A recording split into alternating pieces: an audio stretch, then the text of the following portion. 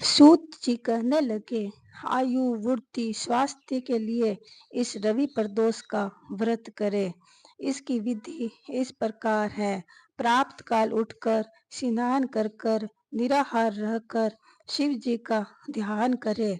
शिव जी के मंदिर में जाकर शिव जी की पूजा करें।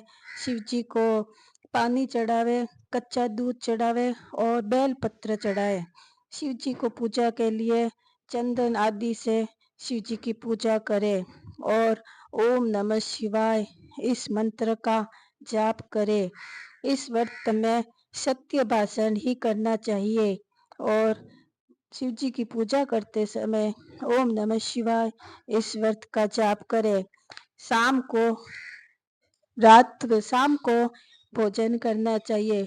प्रदोष काल में शिव जी की पूजा करें और पूजा करने के बाद शाम को भोजन करें। जितना हो सके इस व्रत में नमक न खाएं। यह व्रत सब मनोरथों को पूर्ण करता है। यह प्रदोष व्रत मैंने जो आपको सुनाया है, किसी समय सती जी ने और वेद व्यास मुनि जी ने मुझको सुनाया था। अब आप कृपया करके कहानी।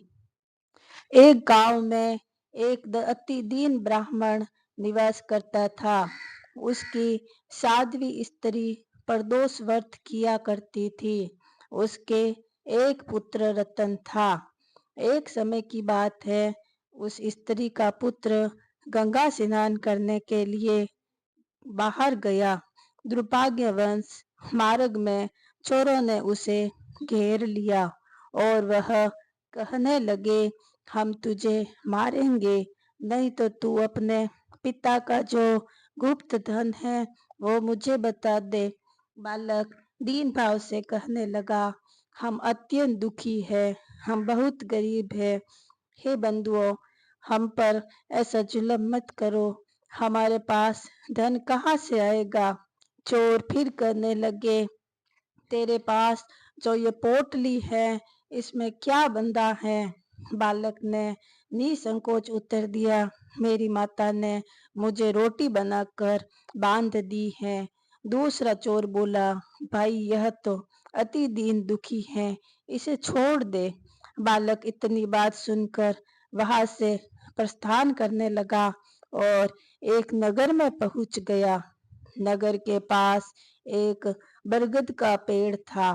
बालक वहां बैठ गया और थककर वृक्ष की छाया में सो गया।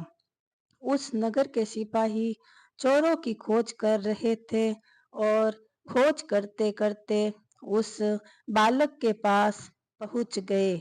सिपाही बालक को चोर समझकर राजा के समीप ले गए। राजा ने उसे कारावास में डालने की आज्ञा दे दी। उधर बालक की माँ भगवान शंकर जी के प्रदोष का व्रत कर रही थी। उसी रात्र राजा को सपना आया कि इस बालक को छोड़ दो, यह बालक चोर नहीं है। प्राप्त छोड़ दो, नहीं तो आपका वैभव राज्य सब शीघ्र ही नष्ट हो जाएगा। रात्रि के सपना आने पर राजा ने उस बालक से सारा वृत्तांत पूछा। बालक ने सारा वृत्तांत कह सुनाया। वृत्तांत सुनकर राजा ने सिपाही भेजे और बालक के माता पिता को बुला लिया। राजा ने बालक के माता पिता को भयभीत होते हुए देखा। राजा ने कहा, आप भय मत करो, आपका बालक निर्दोष है। हम तुम्हारी गरीबी और ईमानदारी देखकर 5 गांव आपको दान में देते हैं। शिव की दया से ब्राह्मण के आनंद होने लगा।